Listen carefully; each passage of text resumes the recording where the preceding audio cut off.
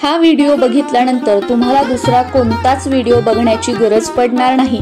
एवढी सविस्तर आणि योग्य माहिती या व्हिडिओमध्ये मी तुमच्यासोबत शेअर करणार आहे।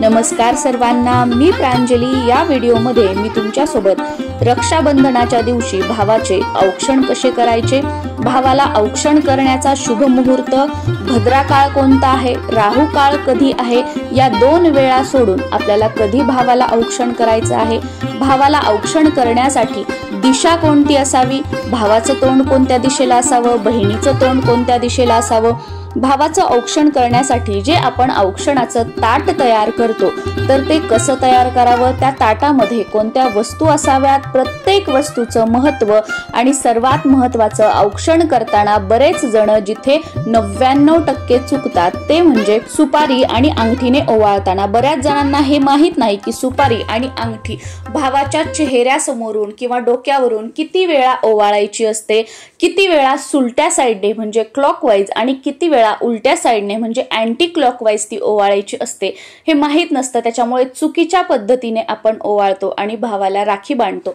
आणि औक्षण करण्याचा सुद्धा एक क्रम आहे, सुरुवात कशी, शेवट कशावर करायच्या, अशा सगळ्या गोष्टी या व्हिडिओमध्ये मी तुमच्यासोबत शेअर करणार आहे। आणि हो, पौर्णिमा तिथी कधी सुरू होत आहे, कधी संपत आहे आणि प्रत्येक महिन्याला आपण जो पौर्णिमेचा सत्यनारायण करतो तो कशा प्रकारे करायचा आहे हेही सांगणार आहे। आणि हो, नारळी पौर्णिमेपासून घरच्या घरी सत्यनारायण कसा करावा हे प्रत्यक्ष पूजा मांडणी, पूजा विधीसह, स्तोत्र मंत्रासह जर तुम्हाला संकल्पयुक्त 21, 41, 108 सत्यनारायण करायचे असतील तर तेही कसे करायचे अशी सर्व माहिती दिलेला व्हिडिओ चॅनलवर अपलोड झालेला आहे, तर तो तुम्ही नक्कीच बघू शकता। खूप काही तामझाम नाही, साधी सोपी पूजा मांडणी आणि पूजा विधी त्यामध्ये मी तुम्हाला सांगितलेली आहे। नारळी पौर्णिमा ही 8 ऑगस्ट 2025 रोजी दुपारी 2:12 सुरू होत आहे आणि 9 ऑगस्ट 2025 रोजी दुपारी 1:24 संपत आहे।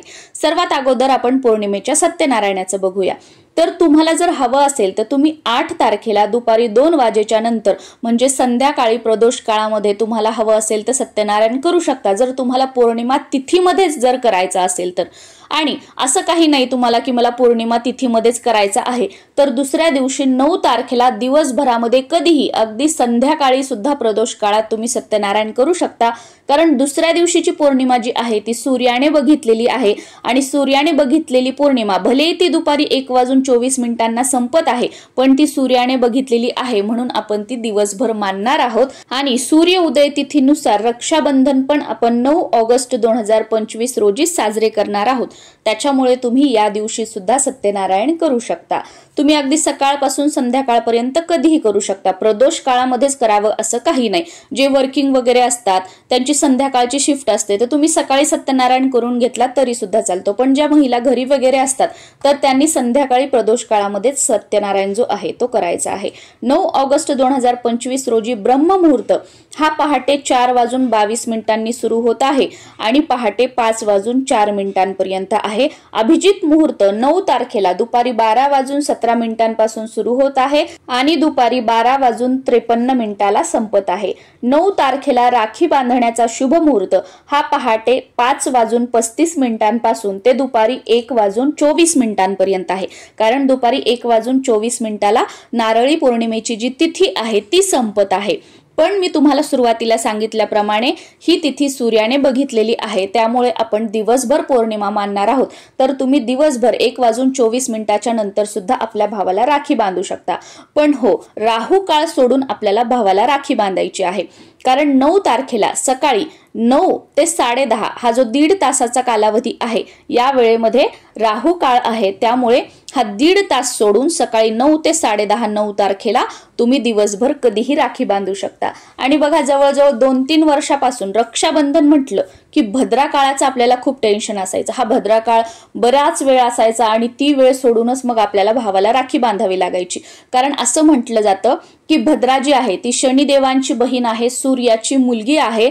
तर भद्रा काळातच रावणाच्या बहिणीने रावणाला राखी बांधली होती आणि त्याच वर्षी रावणाचा प्रभू श्रीरामांच्या हाताने मृत्यू झाला, म्हणून हा जो भद्रा काळ आहे तो कोणतंही शुभ कार्य करण्यासाठी, शुभ कामं करण्यासाठी, यज्ञ वगैरे करण्यासाठी अशुभ मानला जातो, म्हणून भद्रा काळामध्ये भावाला राखी बांधायची नसते, तेव्हापासून अशी मान्यता आहे। तर हा भद्रा काळ जो आहे तो यावर्षी 8 ऑगस्ट रोजी दुपारी 2:12 सुरू होत आहे आणि तो त्याच दिवशी मध्यरात्री 1:12 संपत आहे।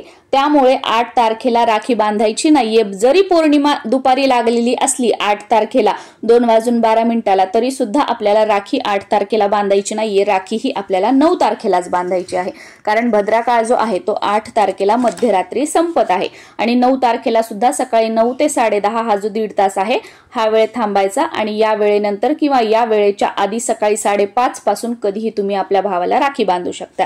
आता भावाला राखी बांधण्यासाठी सर्वात अगोदर भावाला बसण्यासाठी आसन किंवा पाट टाकायचा आहे। त्या पाटासमोर आणि त्या आसनासमोर रांगोळी छोटी का होईना, एखादं फूल असेल, स्वास्तिक असेल, आवर्जून काढून घ्यायचं। बिना रांगोळीचं भावाला ओवाळायचं नाही, हे अशुभ मानलं जातं।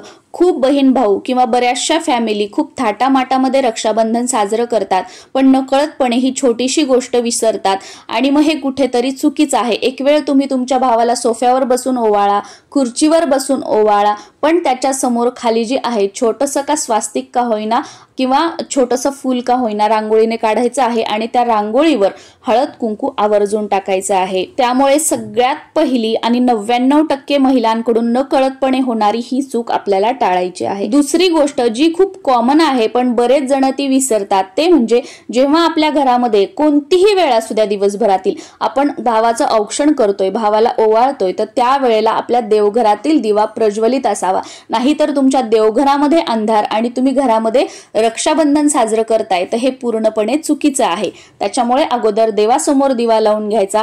आपल्या देवघरामध्ये जी कुलदेवीची मूर्ती असते किंवा जो फोटो असतो किंवा जे सगळे देव आहेत त्यांना हळद कुंकू वाहून घ्यायचं, आपल्या कपाळाला लावायचं आणि त्यानंतर आपल्या कुलदेवीच्या किंवा आपल्या देवघरातील देवी देवतांच्या साक्षीने आपल्या घरातील मोठ्यांच्या आशीर्वादाने आपल्याला रक्षाबंधन जे आहे ते साजरं करायचं आहे। बहीण भावाने ओवाळण्यासाठी भावाचं तोंड पश्चिमेकडे येईल, बहिणीचं तोंड पूर्वेकडे येईल किंवा भावाचं तोंड पूर्वेकडे येईल, बहिणीचं तोंड पश्चिमेकडे येईल, अशा पद्धतीने बसायचं आहे।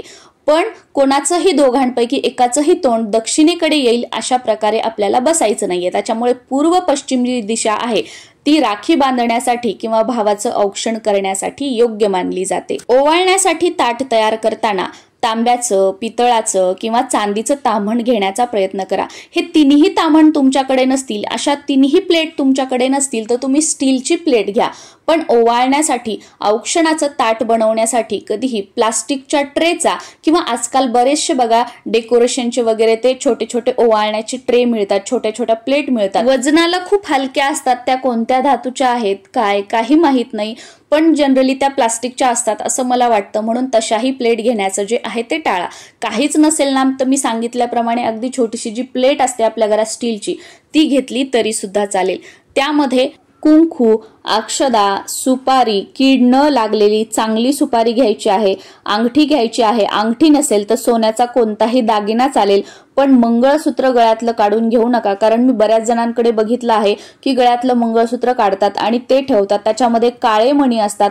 एक वेळा तुमच्याकडे अंगठी नसेल, सोन्याची तार असेल किंवा कानातलं असेल, काहीही दुसरा सोन्याचा दागिना असेल तो घ्या, पण मंगळसूत्र जे आहे ते ओवाळण्यासाठी घेऊ नका। याच बरोबर कापूस लागणार आहे आणि साखर घ्यायची आहे किंवा साखरेऐवजी तुम्ही जी काही मिठाई तुमच्याकडे असेल, पेढा वगैरे खाऊ घालण्यासाठी, तोंड गोड करण्यासाठी ते घ्यायचं आहे। त्याचबरोबर निरांजन घ्यायचं आहे। बरेच जण काय करतात, मी असं बघितलं सुद्धा आहे की देवासमोरचा जो दिवा लावलेला असतो तेलाचा तेच औक्षणाच्या ताटामध्ये ठेवतात, तर हे पूर्णपणे चुकीचं आहे, ते नाही ठेवायचं।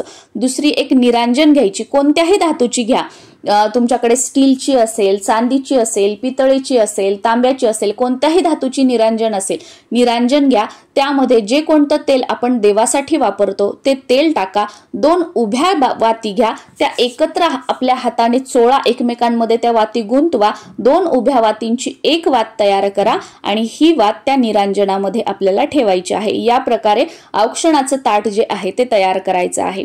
भावाला आपण आसनावर बसवलेलं आहे, समोर रांगोळी सुद्धा काढलेली आहे, भावाच्या डोक्यावर टोपी घालायला दिलेली आहे किंवा रुमाल टाकलेला आहे। आता त्यानंतर सर्वात अगोदर भावाला दोन्ही भोवयांच्या मध्यभागून खालून वर या पद्धतीने कुंकू लावायचं आहे। आता बरेच जण काय करतात की कुंकू ओलं करून घेतात।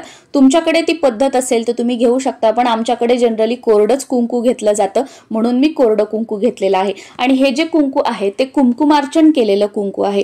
तुमच्याकडे तुम्ही कुंकुमार्चन केलेलं कुंकू असेल तर ते आवर्जून घ्या। कुंकुवानंतर थोड्याशा अक्षदा घ्यायच्या आहेत आणि त्या भावाच्या डोक्यावर टाकायच्या आहेत। आता अक्षदा खूप साऱ्या भावाच्या केसांमध्ये त्या जमा होतील एवढा नाही, अगदी 4-5 दाणे जे असतात अक्षदांचे ते आपल्याला भावाच्या डोक्यावर टाकायचे आहेत। आणि त्यानंतर सुपारी व अंगठी घ्यायची आहे। बरेच जण सुपारी व अंगठी एकत्र आपल्या उजव्या हातामध्ये घेतात आणि त्यानंतर त्या दोन्हींनी एकदाच ओवाळतात, पण बरेच जण सुपारी आणि अंगठी वेगवेगळी घेतात आणि वेगवेगळं त्याने ओवाळतात। ह्या दोन्हीही पद्धती योग्य आहेत। या दोन्ही पद्धतीनुसार तुम्ही सुपारी आणि अंगठीने भावाला ओवाळू शकता। तर समजा तुम्ही सुपारी आणि अंगठी एकत्र हातामध्ये घेतली आहे, तर अशा वेळेला त्या दोन्ही उजव्या हातात धरल्यानंतर आपल्या भावाच्या चेहऱ्याला, पूर्ण असं डोक्याला नाही, आपल्या भावाच्या चेहऱ्याभोवती पहिल्यांदा सुरुवातीला फर्स्ट टाइम क्लॉकवाईज ती सुपारी फिरवायची, ताम्हणाला लावायची। त्यानंतर दुसऱ्या वेळेला सेकंड टाइम ती सुपारी आपण ताम्हणाला लावलेली अँटी क्लॉकवाईज म्हणजे उलट्या साईडने फिरवायची आणि ताम्हणाला लावायची। त्यानंतर परत तिसऱ्या वेळेला क्लॉकवाईज म्हणजे सरळ रेषेने आपल्या भावाच्या चेहऱ्याभोवती फिरवायची आणि ताम्हणामध्ये ठेवायची आहे। म्हणजे सुपारी आणि अंगठी भावाच्या चेहऱ्याभोवती गोल 3 वेळा फिरवायची आहे। पहिल्या वेळेस क्लॉकवाईज, दुसऱ्या वेळेस अँटी क्लॉकवाईज आणि तिसऱ्या वेळेस क्लॉकवाईज। बरेच जण म्हणतात की क्लॉकवाईज आणि अँटी क्लॉकवाईज समजत नाही, तर मराठीमध्ये सांगते। पहिल्या वेळेस जसं घड्याळ फिरतं सरळ, तसं सरळ सुपारी किंवा अंगठी जी आहे ती भावाच्या डोक्याभोवती फिरवायची। दुसऱ्या वेळेस उलट्या दिशेने, घड्याळाच्या उलट्या दिशेने, आणि परत तिसऱ्या वेळेस घड्याळाच्या सरळ दिशेने, अशी 3 वेळा अंगठी आणि सुपारी जी आहे ती भावाभोवती, त्याच्या चेहऱ्याभोवती ओवाळून घ्यायची आहे आणि त्यानंतर ती ताम्हणामध्ये ठेवायची आहे। त्यानंतर कापूस जो आहे तो भावाच्या डोक्यावर ठेवायचा आहे।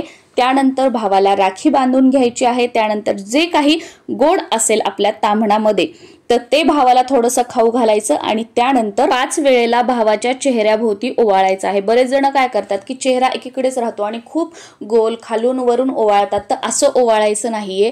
त्या दिव्याची ज्योत जी आहे ती आपल्या भावाच्या चेहऱ्यावरून फिरावी, त्या भावाच्या चेहऱ्यावर त्या ज्योतीचा जो प्रकाश आहे तो पडावा, अशा पद्धतीने ओवाळायचं आहे।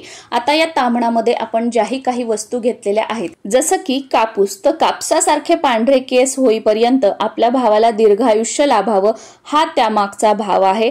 त्यानंतर कुंकू, कुंकू हा सौभाग्यतेचं प्रतीक मानलं जातं। त्यानंतर अखंड तांदूळ म्हणजे अक्षदा, अक्षताप्रमाणे औक्षवंत तू हो, तेवढं आयुष्य तुला लाभू दे, तुझ्या आयुष्यामध्ये अक्षतांसारखं अखंड यश तुला मिळू दे, हा त्यामागचा भाव आहे। त्यानंतर सुपारी, सुपारी सारखं टणक तुझं आरोग्य कायम राहू दे, म्हणजे तुला उत्तम आरोग्याची प्राप्ती होऊ दे, हा त्याच्या मागचा भाव आहे। त्यानंतर येते ती म्हणजे अंगठी किंवा सोन्याचा जो काही तुम्ही कोणता दागिना घेतलेला असेल तर तो, तर सोन्यासारखं निष्कलंक तुझं आयुष्य लागू दे, सोन्यासारखी झळाळी कायम तुझ्या आयुष्यामध्ये असू दे। 2 उभ्या वाती एकत्र जोडून म्हणजे शिव आणि शक्ती स्वरूप त्यांच्या आशीर्वादाने तुझ्या आयुष्यामध्ये सगळं काही चांगलं होईल। आणि दिव्यामध्ये तेल घ्यायचं आहे, कारण मनुष्याला कधीही तुपाने ओवाळू नये आणि देवाला कधीही तेलाने ओवाळू नये, त्याच्यामुळे तेल जे आहे ते आपल्याला ओवाळण्यासाठी निरांजनामध्ये घ्यायचं आहे।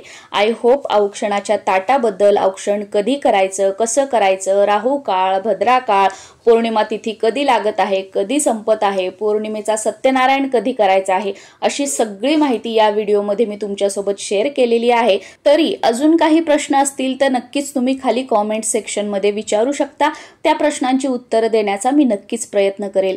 तुम्हा सर्वांना रक्षाबंधनाच्या खूप साऱ्या शुभेच्छा। आणि हो, रक्षाबंधन म्हटलं की हीच राखी बांधा, अशीच राखी घ्या, त्या रंगाची बांधू नका, ह्या रंगाची घ्या, असे खूप सारे व्हिडिओज किंवा अशी माहिती तुम्हाला आजूबाजूला ऐकायला मिळेल। अशा कोणत्याही गोष्टीची भीती मनामध्ये बाळगू नका। अगदी तुमच्या घरातील पांढरा धागा तुम्ही हळदीत मिसळून तो धागा जरी हातावर बांधला ना, शेवटी काय आहे, भाव महत्वाचा आहे, तो धागा महत्वाचा नाहीये। त्याच्यामुळे जी राखी तुम्हाला अट्रॅक्ट करते ती राखी तुम्ही घ्या आणि आपल्या भावाच्या हातावर बांधून रक्षाबंधन सुखा समाधानाने आणि आनंदाने साजरी करा। ही चूक झाली, ती चूक झाली, आता काहीतरी वाईट होईल, माझ्या भावासोबत असं होईल, असं काहीही नाहीये। आपल्यासोबत जे काही वाईट होत असतं ते आपल्या कर्मानुसार होत असतं। काही चुका झाल्या म्हणून वगैरे देव आपलं कधीच वाईट करत नसतो, कारण देव हा भक्तीचा विषय आहे, देव हा भीतीचा विषय नाहीये। ही एक गोष्ट कायम लक्षात ठेवा। प्रत्येक जण वेगवेगळ्या गोष्टी तुम्हाला सांगेल, वेगवेगळ्या ठिकाणी वेगवेगळ्या गोष्टी तुम्हाला ऐकायला मिळतील, पण कोणत्या गोष्टी आपण आत्मसात करायच्या आणि कोणत्या गोष्टी सोडून द्यायच्या हे आपल्या हातात आहे।